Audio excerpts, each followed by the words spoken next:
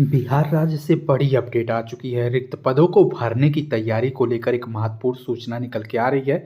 आप सभी को बता दें, बिहार राज्य में समीक्षा बैठक होने जा रही है। जितने भी स्वीकृत पद हैं उन सभी पदों की जानकारी मांगी गई है, यानी कि आने वाले दिनों में 2025 में जितने भी रिक्त पद हैं उनको भरने की तैयारी बड़े जोरों शोरों से होने जा रही है। वहीं दूसरी तरफ अगर बात करें, बिहार में तीसरे चरण में जितने भी चयनित शिक्षक हैं उन सभी शिक्षकों को जिला आवंटन की प्रक्रिया शुरू हो चुकी है। आगामी 9 जनवरी से लेकर 16 जनवरी तक काउंसलिंग की प्रक्रिया जारी रहेगी। इसके अलावा अगर हम बात करें बीपीएससी के 70वीं संयुक्त प्रवेश परीक्षा को लेकर, तो आप सभी को बता दें, परीक्षा को रद्द करने की मांग को लेकर अभ्यर्थियों की तरफ से जुलूस निकाला गया है। आज साथ ही साथ विस्तृत जानकारी हम चर्चा करेंगे इसी वीडियो में। इसके अलावा अगर हम बात करें बिहार राज्य में, तो बिहार में डीएलएड विशेष परीक्षा के लिए आवेदन की प्रक्रिया 4 जनवरी तक जारी रहेगी। साथ ही साथ अगर बात करें, 15 लाख लोगों के भर्ती का इंतजार भी चल रहा है, जहां पर डीपीसी की भर्ती को लेकर केवल 7,000 पदों पर स्वीकृति प्राप्त हुई है। संबंधित अपडेट हम वीडियो में चर्चा करेंगे। वहीं आप सभी को बता दें, उत्तर प्रदेश में नीट यूजी के लिए 11वीं और 12वीं के 79 चैप्टर से सवाल पूछे जाने को लेकर नया सूचना मिल रही है। तो ये बड़ी अपडेट है। इस वीडियो में सभी अपडेट पर विस्तृत रूप से चर्चा करेंगे, तो वीडियो को लास्ट तक जरूर देखिएगा। आज की पहली और प्रमुख अपडेट है बिहार राज्य से। जैसा कि सूचना है कि सरकार ने सभी विभागों से स्वीकृति और रिक्त पदों की जानकारी मांगी है। नियमित संविदा महिला पुरुष कर्मियों को देनी होगी जानकारी। नियुक्ति प्रक्रिया को लेकर रिक्त पदों की सूचना ऑनलाइन अपडेट करने का निर्देश जारी कर दिया गया है। एक सप्ताह में रिक्त पदों की स्थिति से अवगत कराने का निर्देश पारित कर दिया है। आपको बता दें, पटना से ये बड़ी अपडेट है कि प्रदेश के सरकारी महकमों में रिक्त पदों को भरने की जो कवायद है बड़े जोरों शोरों से चल रही है। मुख्य सचिव अमृत लाल मीणा के स्तर पर प्रत्येक सप्ताह सरकारी विभागों में रिक्त पदों को लेकर समीक्षा बैठक हो रही है। इस समीक्षा बैठक का उद्देश्य स्पष्ट है कि रिक्त पदों के लिए विरुद्ध नियुक्ति की प्रक्रिया यथाशीघ्र रोस्टर क्लियर करते हुए की जाए। इस संबंध में मुख्य सचिव के स्तर पर विभागों को कई दिशा निर्देश भी प्राप्त हुए हैं, जहां पर मुख्य सचिव के निर्देश में आलोक भवन में निर्माण विभाग समेत दूसरे कई विभागों में अपर मुख्य सचिव प्रधान सचिव के साथ ही सचिव ने अधीनस्थ कार्यालय को पत्र का हवाला देखते हुए एक सप्ताह के अंदर रिक्त पदों की स्थिति से सरकार को अवगत कराने का निर्देश भी जारी किया, जहां पर भवन निर्माण विभाग से मिली जानकारी के अनुसार निर्देश जारी कर दिए गए हैं और उसके अनुसार विभागों को सरकार को यह जानकारी देनी होगी कि संबंधित विभाग में कितने स्वीकृति पद हैं और उसके विरुद्ध कितने रिक्त और कितने पदों पर नियुक्ति की आवश्यकता है। आपको बता दें, विभाग के स्तर पर रिक्त पदों का आकलन करते हुए रोस्टर क्लियर करते हुए आयोग को कितने पदों पर नियुक्ति की अधियाचना भेजी गई है, इस संबंध में पूरी जानकारी देनी है। इसके अलावा विभाग को यह निर्देशित भी किया गया है कि यह ऑनलाइन भी रिक्तियों को अपडेट किया जाए। ऑनलाइन रिक्तियों को अद्यतन करते हुए यह सूचना भी देनी है कि विभाग में स्वीकृति बल कितना है, इनमें पुरुष और महिलाओं का अनुपात कितना है, कुल स्वीकृति बल के विरुद्ध कितनी % महिलाएं काम कर रही हैं, और इसी प्रकार संविदा कर्मियों की कुल संख्या के साथ साथ महिला पुरुष के अनुपात के संबंध में भी जानकारी ऑनलाइन अपडेट कर दी जाए। तो कुल मिला के अगर बात करें, बिहार राज्य में इस समय जितने भी स्वीकृत पद हैं और रिक्त पदों की जानकारी को लेकर विभाग काफ़ी ज़्यादा सक्रिय हो चुका है। इसके अलावा अगर हम बात करें, बिहार राज्य में तीसरे चरण में बिहार लोक सेवा आयोग यानी कि बीपीएससी से चयनित शिक्षकों को जल्द ही जिला आवंटन कर दिया जाएगा। इसको लेकर शिक्षा विभाग प्रयासरत है। विभाग के जो उच्च अधिकारी हैं इस संबंध में बीपीएससी संपर्क भी किया है। पदाधिकारी बताते हैं कि बीपीएससी के द्वारा जिला आवंटित किया जाएगा, जहां पर विभाग की तरफ से बीपीएससी के तीसरे चरण में नियुक्ति पाए हुए शिक्षकों की काउंसलिंग की जो प्रक्रिया है 9 जनवरी से लेकर 16 जनवरी तक आयोजित की जाएगी। इसको लेकर जिला को निर्देशित भी कर दिया गया है और जिलों को जारी किए गए पत्र में इसका उल्लेख भी किया गया है कि बीपीएससी द्वारा आवंटित जिले में ही शिक्षकों की काउंसलिंग की जाए। मालूम होना चाहिए कि तीसरे चरण में कुल 67,110 शिक्षकों का चयन किया गया है। रिजल्ट प्रकाशन के समय चयनित शिक्षकों को जिला आवंटित नहीं किया गया था, जबकि पहले और दूसरे चरण की नियुक्ति में चयनित शिक्षकों का जिला आवंटन कर दिया गया था। तो आप सभी को बता दें, आवंटित जिले में ही 9 तारीख से लेकर 16 जनवरी के मध्य काउंसलिंग की प्रक्रिया पूरी करते हुए जिला आवंटन पूरा किया जाएगा। इसके अलावा अगर हम बात करें, बीपीएससी की तरफ 70वीं पीटी की परीक्षा को रद्द करने, पेपर लीक की जांच और लाठीचार्ज के दोषियों पर कार्रवाई करने की मांग को लेकर छात्रों ने बुधवार को मशाल जलाकर जुलूस भी निकाला, जहां पर पटना के अलावा कई जिलों में यह जुलूस निकाला गया। जहां पर पटना में बीरचंद पटेल पद से मशाल लेते हुए छात्रों ने युवाओं का जो जत्था है वो निकला। यह इनकम टैक्स गोलबंदर तक गया। इस दौरान बड़ी संख्या में पुलिस बल तैनात भी थे। इसी दौरान थोड़ी देर के लिए ट्रैफिक भी प्रभावित हुआ। हालांकि पुलिस की तैनाती होने की वजह से ट्रैफिक को नियंत्रित कर लिया गया। इनकम टैक्स गोलंबर के कांग्रेस के जो कमेटी सदस्य हैं, सुशील कुमार, आइसा के राज्य सचिव समीर और साथ ही साथ मनोज चंद्रवंशी, एनआईसी के प्रदेश अध्यक्ष सूरज सिंह, छात्र संघ के जो अध्यक्ष है मनीष यादव, और इसी के साथ संबोधित करते हुए नए वर्ष के पहले जब पूरा देश जश्न मना रहा था तो ये अभ्यर्थी जुलूस निकालकर प्रदर्शन कर रहे थे। आपको बता दें, पटना के गर्दनीबाग में राज्य के होनहार नौजवान बीपीएससी के अनियमितता के खिलाफ धरना दे रहे हैं। सरकार उनकी बात को सुनने के बजाय लाठी चलवा रही है और आने वाले 3 जनवरी को बिहार के सभी छात्र युवा संगठन मिलकर मुख्यमंत्री का भी घेराव करेंगे। तो ये महत्वपूर्ण अपडेट है बिहार राज्य से।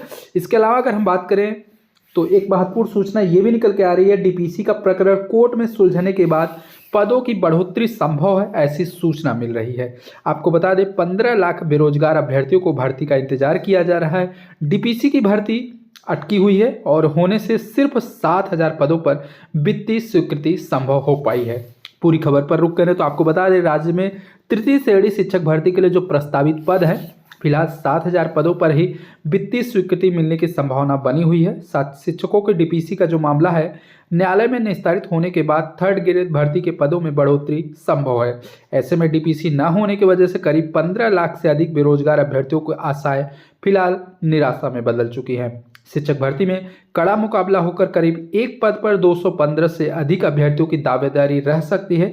उधर अभ्यर्थियों ने शिक्षक भर्ती के 5 पदों में कटौती की सुगमाहट के बाद सोशल मीडिया पर पदों को बढ़ाने के लिए मोर्चा खोल दिया है। सूत्रों से अपडेट है कि तृतीय श्रेणी शिक्षक भर्ती 20,000 पदों पर करने का दावा किया जा रहा है, मगर टीपीसी को लेकर प्रकरण कोर्ट में लंबित है, जिसकी वजह से शिक्षा विभाग की तरफ से 20,000 पदों के फाइल भी चलाई गई थी, मगर वित्तीय स्वीकृति केवल 7,000 पदों पर मिलने की संभावना जताई जा रही है।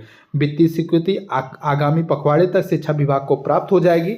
और आप सभी को बता दें, डीपीसी के भर्ती पदों पर वृद्धि के लिए दारोमदार अभ्यर्थी लगातार कोशिश कर रहे हैं। आपको बता दें, 3rd ग्रेड के शिक्षक के एडिशनल सब्जेक्ट और अन्य दिक्कतों की वजह से पदोन्नति में शामिल नहीं किया जा सका था, जिसके बाद मामला कोर्ट में विचाराधीन था और डीपीसी होने के बाद शिक्षक के पद खाली हो चुके हैं। अब तक डीपीसी न होने की वजह से शिक्षक भर्ती के लिए वित्तीय स्वीकृति नहीं हो पाई है। इसी कारण से शिक्षक भर्ती के पदों में अभी तक कटौती होना संभव है। आपको बता दें, शिक्षक भर्ती में 3rd ग्रेड के लेवल 1 और लेवल 2 में करीब 15 लाख से अधिक अभ्यर्थी शामिल होने जा रहे हैं और इसके अलावा रीट होने की वजह से काफ़ी संख्या में अभ्यर्थी भर्ती के योग्य भी हो जाएंगे। सरकार ने डीएलएड प्रथम वर्ष के उत्तीर्ण अभ्यर्थियों को भी रीट के लिए पात्र माना है। उन्हें शामिल किए जाने पर प्रतिस्पर्धा काफ़ी बढ़ने की संभावना बन रही है। वहीं सरकार की घोषणा के अनुसार शिक्षक भर्ती में महिला आरक्षण लागू किए जाने की भी तैयारी की जा रही है। आपको बता दें, सरकार को बेरोजगार अभ्यर्थियों की भावनाओं को ध्यान में रखते हुए शिक्षक भर्ती कम से कम 20,000 पदों पर निकालनी चाहिए, जहां पर लेवल 1 और लेवल 2 में पदों का वर्गीकरण करना भी उचित होना चाहिए। राधे मीणा, जो कि प्रदेश अध्यक्ष है राजस्थान युवा बेरोजगार महासंघ के, इनके माध्यम से ये सूचना जारी कर दी गई है। इसके अलावा अगर हम बात करें बिहार राज्य की, तो बिहार में डीएलएड विशेष परीक्षा के लिए आवेदन की प्रक्रिया 4 तक जारी रहेगी। राज्य शिक्षा शोध और प्रशिक्षण परिषद ने आवेदन की तिथि एक बार फिर से बढ़ाई जाने की सूचना दी है।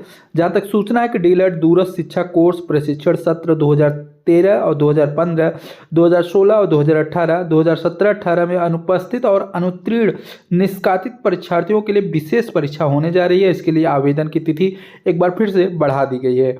परीक्षार्थी अब 4 जनवरी तक आवेदन कर सकेंगे। राज्य शिक्षा सेवा प्रशिक्षण परिषद ने सूचना जारी कर दी है और बताया है कि शिक्षक परीक्षार्थियों की सुविधा को देखते हुए यह तिथि बढ़ाई गई है। इसके पहले आवेदन की जो अंतिम तिथि थी वो 30 दिसंबर तक तय की गई थी, जहां पर परिषद ने बताया कि प्राथमिक शिक्षा निदेशक से प्राप्त निर्देश के अनुसार परिषद कार्यालय और बिहार विद्यालय परीक्षा समिति की तरफ से विशेष परीक्षा आयोजित की जाएगी। परीक्षा के लिए बिहार विद्यालय परीक्षा समिति ने आवेदन की प्राप्ति के लिए सॉफ्टवेयर तैयार कर लिया है। इधर एक और मौका मिलने से अभ्यर्थियों को थोड़ा सा राहत मिल चुका है। आपको बता दें, प्रशिक्षण सत्र 2013-15, 16-18 और 17-18 के परीक्षार्थी शामिल होंगे। परीक्षा में अनुपस्थित, अनुत्तीर्ण और निष्कासित परीक्षार्थियों के लिए विशेष परीक्षा आयोजित की जा रही है। वहीं आप सभी को बता दें, सभी अध्यापक शिक्षक संस्थान सीटेट सीटी, डायट, पीटीसी और बायट के प्रचार बिहार विद्यालय परीक्षा समिति की तरफ से उपलब्ध कराए गए लॉगिन आईडी और पासवर्ड के माध्यम से विभाग की जो वेबसाइट है oldbscb.com पर 4 जनवरी तक शिक्षक परीक्षार्थी से प्राप्त आवेदन पत्र अपलोड कर सकेंगे, जहां पर पर्सन ने बताया कि शिक्षक अभ्यर्थी अपने प्रशिक्षण संस्था में उपस्थित होकर सभी साक्ष्यों के साथ आवेदन जमा कर सकते हैं। इसके अलावा अगर हम बात करें उत्तर प्रदेश से, तो उत्तर प्रदेश की महत्वपूर्ण अपडेट ये है कि नेशनल मेडिकल कमीशन यानी कि एनएमसी ने नीट यूजी 2025 का जो सिलेबस है वो जारी कर दिया है।